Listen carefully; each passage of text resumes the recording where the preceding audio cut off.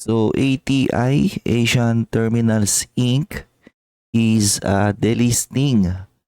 And for today's video, share ko lang yung growth trajectory and valuation trajectory ng company na to for the past siguro 4 to 5 years. And if you're a holder of ATI, ano yung mga potential option mo? So in the stock market, may dalawang klase ng delisting. Good delisting and bad delisting. So yung mga umiyak lagi sa social media, blah blah blah. So yung mga nakaranas ng bad delisting. Especially mga naka-experience ng mga forced delisting, ganon. And bakit ka umiiyak? Well, real talk lang, gunggong ka kasi, okay? And I hope ma-open ka para magtanda ka. And kapag bumibili ng basura company, tapos na-force silang mag-delist, ganyan, nag-iyak sila and kung sino-sino yung sinisisi na in the first place, kung hindi ka gunggong, dapat di mo ma-experience yan, okay? So this morning, nag-announce ng delisting ang ATI and based sa kanilang sa kanilang di-disclose, blah blah blah, parang wala dito Ito, dito pala siya, So the tender offer shall be at 36 per share, which is supported by a fairness opinion rendered by an independent fairness valuator, MIB Capital Corporation. So, yun daw yung na-determine nila na right valuation ng business na to. Na at 36 pesos, kung magde-delist man siya dyan, approve, blah blah blah, then it's a good delisting kasi 36 pesos is yan yung magiging all-time high niya. It's a tender offer na higher compared to previous prices ng business na to. So all shareholder na nakabili nito, especially more than 1 year ago, diba? Happy na sila dyan. Okay? So good news, bad news. Good news, syempre, instant profit yan sa mga nakabili. Again, more than 1 year ago, maybe even 6 months ago. Bad news is that mababawasan ulit ng potential opportunity sa Philippine stock market. Assuming mag-continue yung growth nito in the coming years, then that's a lost opportunity in investing. Ibig sabihin, hindi ka na makapag-participate on that potential growth. Na kunyari, what if mag-grow siya continuously in the coming years, di ba?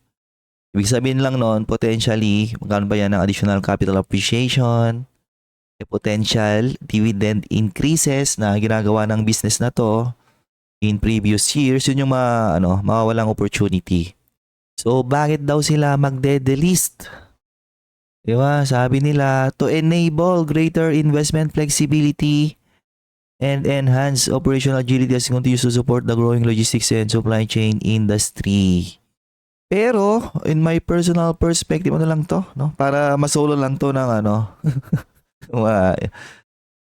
mga insider, nila, private investor nila, ganyan. Kasi maganda yung current trajectory ng business na to. Maganda yung kanyang liquidity, malakas mag-generate ng cash flow. So all of those investment potential, no? Kanila na lang 'yun. Ganun 'yun. Okay. Ayan ito yung papasok. Maharlika Investment Corporation, yung ating sovereign wealth fund. Ay, actually, parang hindi na sovereign wealth fund tawag diyan Parang nation building na tawag nito. Pang nation building na investment fund yan. So, MIC, papasok sila sa ATI. Sila yung bibili. Sila yung sosolo, di ba? Or makikihati on that potential profit growth ng ATI. Na dapat sana, ayaw nilang ayaw nilang i-buy up na lang to Anyways, it is what it is. Yun yung gusto nila, okay? Kasi ATI, hindi na ito kailangan ng sa takbo ng sa current fundamental ng business, nila kailangan ng additional funding. I think they're very cash flowing business. kaya yan stand alone eh. And itong ATI na to, actually ginawan ko to ng video like parang 6 months ago. Ayan, ATI kung saan ang presyo niya during that time is only around 23 pesos.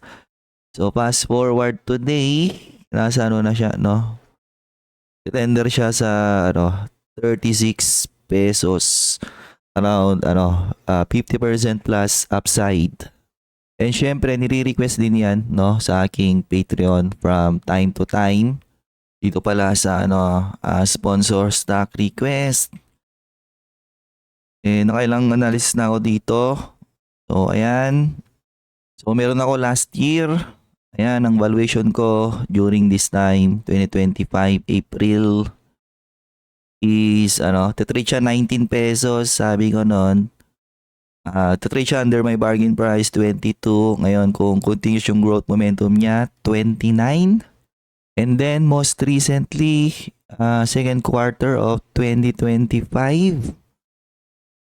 So, ayan, August of 26, trade siya dati 27 and bargain price ko sa kanya during that time is 28. Ngayon, kung continuous yung kanyang growth momentum, the fair value could improve 36 pesos. So, saan ba sila magte-tender ngayon? 36 pesos. And if you want exclusive investing related contents in the Philippine stock market, check the pinned comment. Ngayon, pwede kong balikan yung mga previous analysis ko dito and makita nyo yung trajectory ng business na to. So, dati pa, okay na yung business na to, no? Generating lots of profit, cash flow, and maganda yung kanyang balance sheet. And, mababa yung kanyang leverage. So, December of 2022, dito lang siya nagte-trade around 13 pesos. And jump pa lang, no? Undervalued na siya sa akin. Ayan, bargain price of 15. Continuous yung growth niya, 19 to 23 pesos na eventually pinuntahan niya, no? 19, 23, diba? Ayan. So another analysis generated noong 2024, ending December of 2023. Nandito siya noon. Still trading around 15 pesos. So hindi siya pinapansin despite nag-grow na yung business. Again, generating lots of cash flows and operating at a very low leverage. Bargain price 20 pesos. Pag nag-grow siya 22 to 25. Eventually, pinundahan niya 22 to 25. Then another analysis ending December of 2024. So December of 2024 dito siya noon around 18 pesos. Bargain price of 22.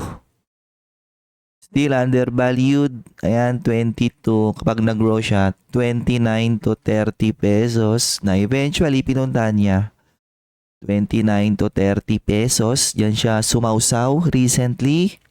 And then, another or my latest analysis, third quarter of 2025, kung saan talagang nag-grow pa rin yung business, cash flowing, low leverage, blah blah blah. My bargain price is 30 pesos. So, September of 2025, dito siya noon, no? Nag-peak siya 33. So, my bargain price is 30 pesos. Nandiyan siya sumausaw. And then, kapag continuous yung growth niya, 36 to 49 na. Yung 36 na sila magte-tender offer. Ngayon, kung continuous na mag-grow yung business na to for the next 5 years, sayang yung di ba? Yung upside na yan, 49 pesos. That could be still a potential 49% upside. And all of those dividend increases na pwede pa niyang gawin. Yan yung sinasabi kong lost opportunity. So, ATI, makikita nyo rito, tatas to lang yung dividend year over year. 1.6, 2%, 2%, 2.3, 2.9. Then bigla niyang binomba yung kanyang dividend payout. 4.3, 4.39. So, it's a dividend grower. Na lang siya, no? Reflection lang siya ng kanyang performance, no?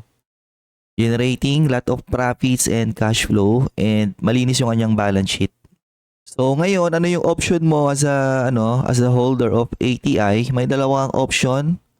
The first one is ibenta mo kaagad, okay?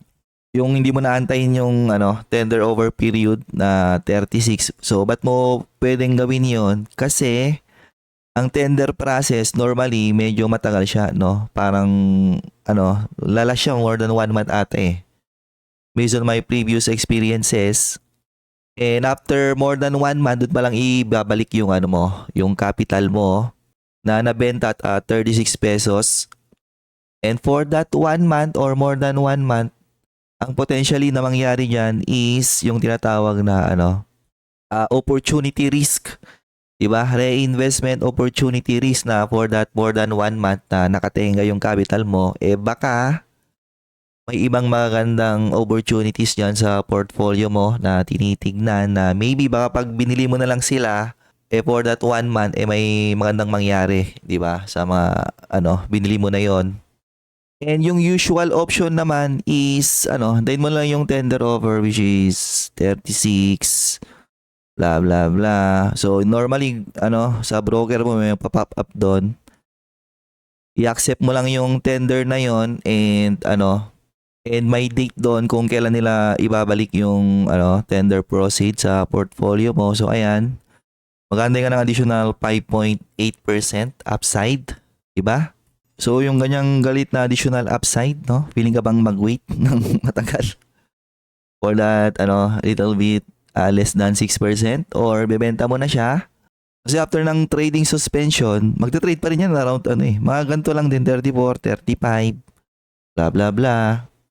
So sobrang lapit na nung current stock price sa tender period nila. So medyo na rin yan medyo hindi na ganun ka significant. Unlike yung kay dati or previously kay PLC, wala na pala siya rito. Okay na yung kay PLC medyo may talagang gap yung yung current trading price sa kanilang tender offer. So again, nakadepende sa'yo. Do you need that capital now? Kasi may mga nakikita kang opportunities in your portfolio or wala ka namang nakikita opportunities in your portfolio kaya willing ka na lang mag-antay for that additional upside na 6% or close to 6%. Antayin mo lang na ibalik sa'yo yung yung tender offer proceed.